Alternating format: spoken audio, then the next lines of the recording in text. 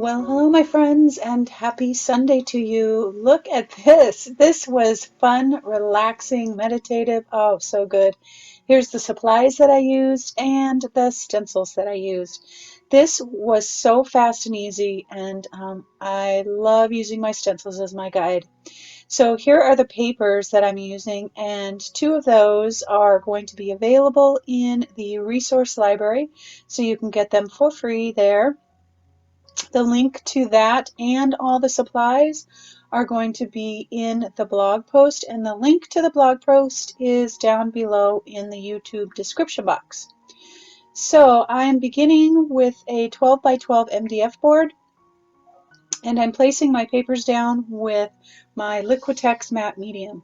And I'm placing the lighter papers towards the center and the darker papers towards the outside, just for kind of some natural shading. And so I'm going to put everything down, and I'm really trying to not think about how I'm putting them down except for the darker colors towards the outside. And I'm doing really random shapes because I want that texture, because I knew the background was going to be simple because the main design was so busy. So I wanted interest in the background by tearing lots of different sizes and shapes, and that just creates more texture for your background.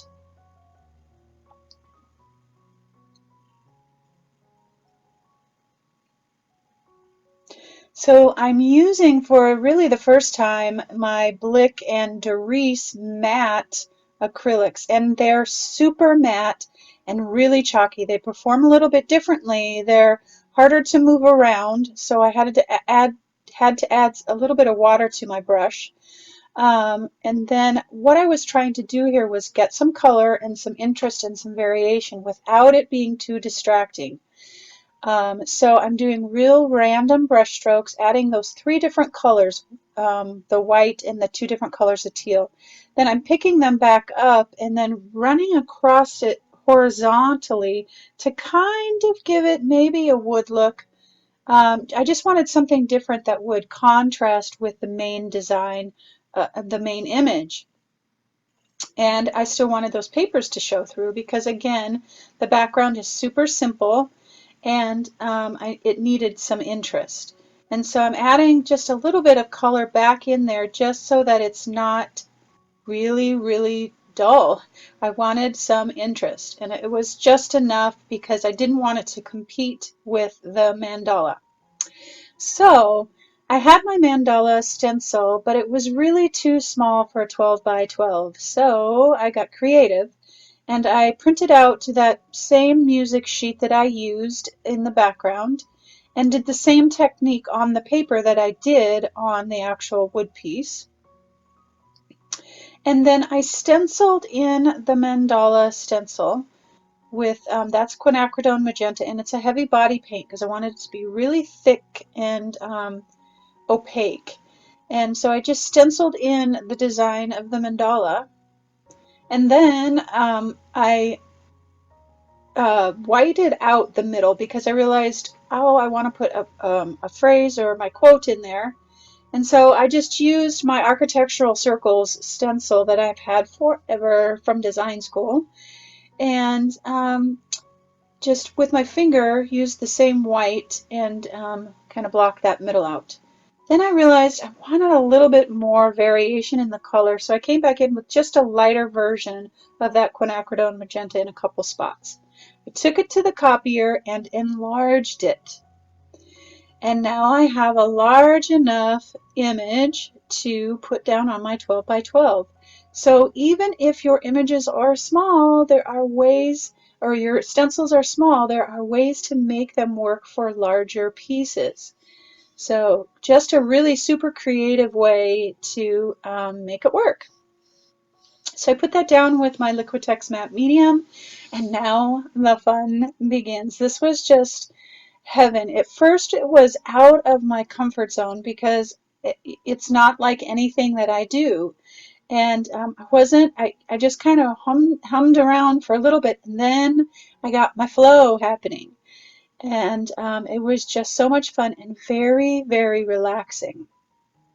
I'm using my Flower Gang stencil here, just part of the flowers, and I love being super creative with my stencils and using them how you would not think to use them. And I've always wanted to do kind of a mandala kind of doodle, Zen, whatever you want to call it, Zen doodle, but it just takes so much time and I'm way too impatient. And this was the solution. So this is my roundabouts, and I just taped off the area that I wanted, and it just worked perfectly. It was so fast. And what I'm trying to do is to make sure to use bright, bold colors that are contrasting with the background and with the main mandala color. And so now I'm just coming back in with my Sharpie black water-based marker, and the doodles begin. And this is where I just really just kind of got into this space and got quiet and just enjoyed the process, and it was just so much fun. I'm using my black Posca pen, which I've used before, but I'm going to break out the colors, the Posca pens in the colors, and oh, they are vibrant and bright and just so much fun to use. I'll be using them again. And what I like about the Poscas is that they're a very fine tip, the ones I have anyway. And so I'm going back over the patterns now, and really honestly all I'm doing is putting dots and dashes. That's it. And that it's all it needed. I put a few little like leaf designs around the outside, and as I was doing it, you know, you kind of get into a flow, and as you're going, you're like, oh, I need to do that. Oh, I need to. So I put those little kind of teardrops on the outside, and then I thought, it kind of look like, you know, buds or different things like. So I added a few more of those around there. It was just so much fun. I just enjoyed it so much. So now I've got my magical tissue paper, and I knew I wanted to write in, use my own handwriting, which I'm always uncomfortable doing, um, just because, you know, we're most critical of ourselves. So I used my tissue paper to sketch in the circle and then sketch my actual script in. And if I didn't like it, I went through a couple of drafts. You can see the tissue paper on the left there. I did it about 3 times before I actually got the one that I liked. And so I just put that down with some matte medium, and of course I tore it, and which is okay because I knew there were only a couple spots that got torn, so I could fix that really easily. So now I'm just coming back in with my Posca pen again, and just tracing over what I'd already drawn, and then just kind of darkened in and fattened up certain areas of the lines to make it really stand out.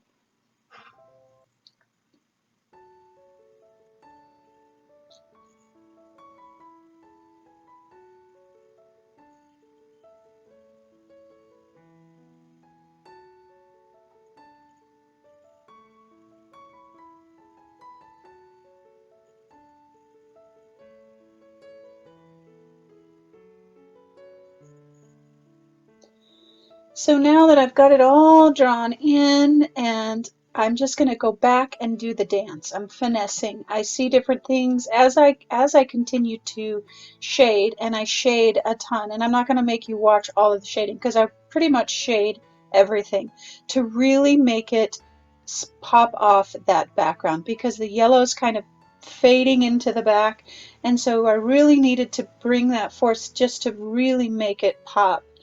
And so I shade absolutely everything. And that was really the only time-consuming thing, but not terrible. And I think I created this within half hour, 45 minutes. It was super fast.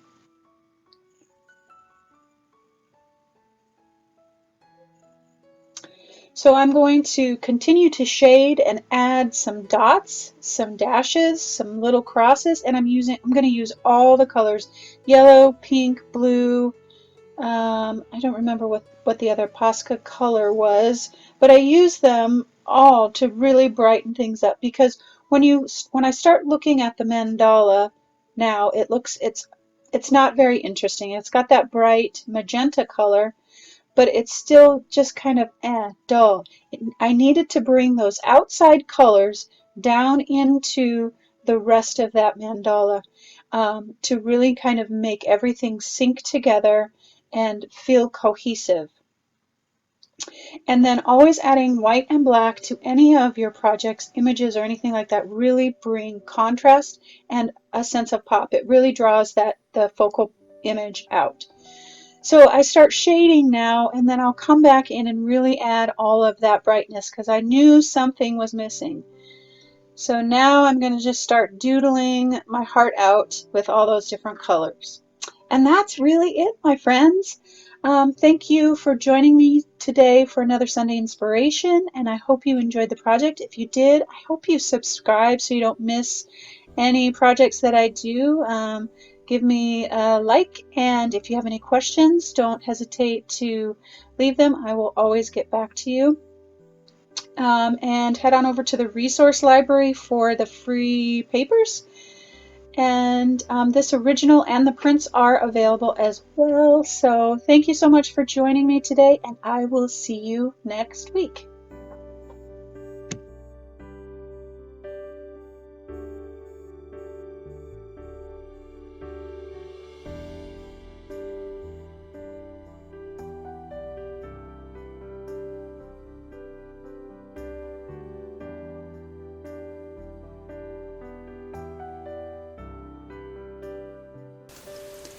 Hello, loves. Happy Sunday to you.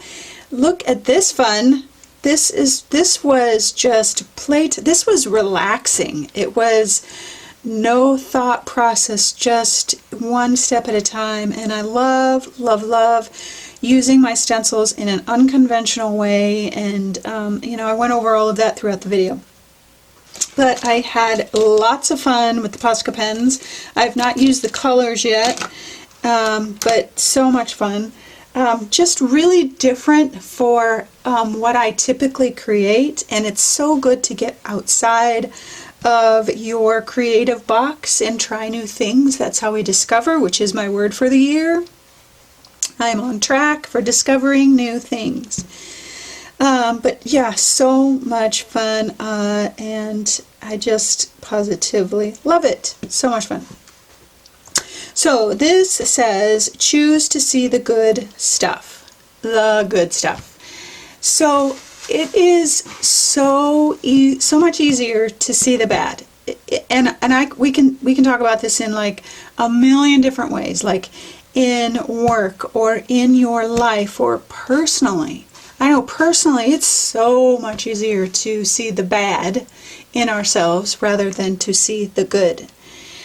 And I was reading this week. I've just been devouring books like crazy, and I have a new book that I'm reading called The Motivational Manifesto. I will have it linked on the blog post if you want to take a look at it. If as much as I can possibly feed my soul with positive, it's how can it hurt, right? So I just devour it, that kind of stuff. But in the book, it was talking about finding the good in our workday, in our job, in our creative life, in our home life, in our relationships, finding the good. And so often it's, if you were in a room full of people and you ask them what is going wrong in your life, people can just like bam, bam, bam, bam, give you answers, right?